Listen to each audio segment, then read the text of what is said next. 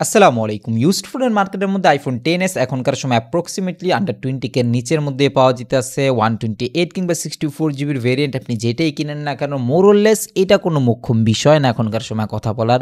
এর সবচেয়ে বড় রিজনও আছে। ফর এক্সাম্পল, এই ফোনগুলোর মেন অডিয়েন্স এখনকার সময় কারা? টিকটকার্স কিংবা ভিডিও করবে বাজেট ক্যাটাগরির মধ্যে বা একটা সেকেন্ডারি ফোন হিসেবে ইউজ করবো, আইওএস এক্সপিরিয়েন্স করতে চায় তাদের ক্ষেত্রে। এখন এই দামের ক্ষেত্রে 7 বছরের পুরনো একটা phone Moto as a primary phone হিসেবে ইউজেবল না। এখন স্টোরেজ ভেরিয়েন্ট সেই ক্ষেত্রে খুব বেশি একটা ম্যাটার করে না, যেহেতু আপনি অ্যাজ এ প্রাইমারি ফোন হিসেবে ইউজই করতে আসছেন না এই জিনিসটাকে, হয়তো বা স্পেসিফিক কিছু কিছু কাজের মধ্যে ইউজ করবেন, ফর এক্সাম্পল ভিডিওগ্রাফি কিংবা ছবি তোলার ক্ষেত্রেই। অ্যান্ড একটা বাস্তবতা মানতে হইব যে এই ফোনটার কন্ডিশন আপনি এরকম এক্সপেক্ট করবেন যে 90%-এর উপরে ব্যাটারি হেলথ থাকবো কিংবা ফোনের মধ্যে কোনো স্ক্র্যাচেস থাকবো না, ফোনে কোনো ঝামেলা থাকবো না, সেটা একদমই অসম্ভব ব্যাপার। এরকম একটা এসেনশিয়াল অ্যান্ড সেন্সিটিভ হার্ডওয়্যার 6 বছর পর একদমই নতুন থাকবো, এটা এক্সপেক্ট করাটাই বোকামি। তার জন্য ফোনের মধ্যে স্ক্র্যাচেস থাকা, 80%-এর নিচেও ব্যাটারি হেলথ থাকা, এগুলো অনেক স্বাভাবিক ব্যাপার। অ্যান্ড এই ফোনগুলোর ভ্যালুটাই কমে ওই জায়গাতে।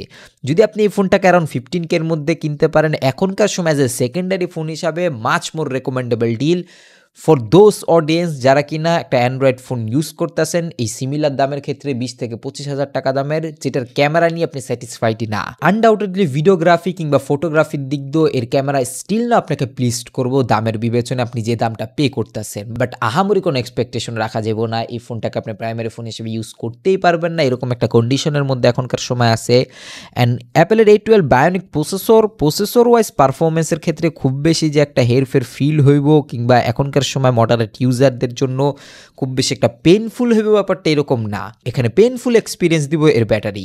2658 মিলিঅ্যাম্পিয়ারের একটা ব্যাটারি, যেটা কিনা 15 ওয়াটের চার্জিং সাপোর্ট করে, চার্জ হইতে অনেক টাইম লাগবো। 5.8 ইঞ্চিসের একটা ফুল এইচডি প্লাসের ওলেড প্যানেল, যেটা কিনা কম্প্যাক্ট সাইজের হওয়াতে তাও চলনশীল বলা যায়। বাট এখনকার সময় battery wise as a primary phone হিসাবে ইউজিংয়ের জন্য এটা মোক্ষম না। অ্যান্ড দ্যাটস ওয়াই এই ফোনটা স্পেসিফিক কিছু অডিয়েন্সকে টার্গেট করে এখনকার সময়। অ্যান্ড খুব বেশি একটা রেকমেন্ডেবলও না। আমি নিজেও ঢালাওভাবে এই জিনিসটাকে রেকমেন্ড করতে পারতেছি না, কারণ এই ফোনগুলোর অনেক রিপেয়ার হিস্টোরি আছে অ্যান্ড এগুলো নিয়ে অনেক স্ক্যাম হয়। ইউজড ফোনের মার্কেটের মধ্যে যারাই কিনা এই ফোনটাকে পারচেস করতে যায় মোস্ট অফ টাইম ধরা খাইয়ে আসে, কেননা ফোনগুলোর অনেক পার্টস এক্সচেঞ্জ হয়ে গেছে অলরেডি। তার জন্য একটা রিয়ালিটি মাইন্ডে এই ফোনটাকে পারচেস করতে হইব যে এই ফোনটার কন্ডিশন খুব একটা ভালো হইব না। অ্যান্ড এই জন্যই যতটুকু কম দামের মধ্যে পারা যায় সেই ক্ষেত্রে ওই দামের ক্ষেত্রেই কেনা। এখনকার সময় আন্ডার 20K এর বাজেটটা জাস্টিফাইড। 17 থেকে 18 হাজার টাকার মধ্যে যদি আপনি পারচেস করতে পারেন, স্পেসিফিক কিছু কিছু অডিয়েন্স যারা কিনা ক্যামেরার জন্য ফোন পারচেস করতে চাইতেছে এই বাজেট ক্যাটাগরির মধ্যে, ওইসব ইউজেসের জন্য তাদের জন্য বেস্ট ওর দি ডিল।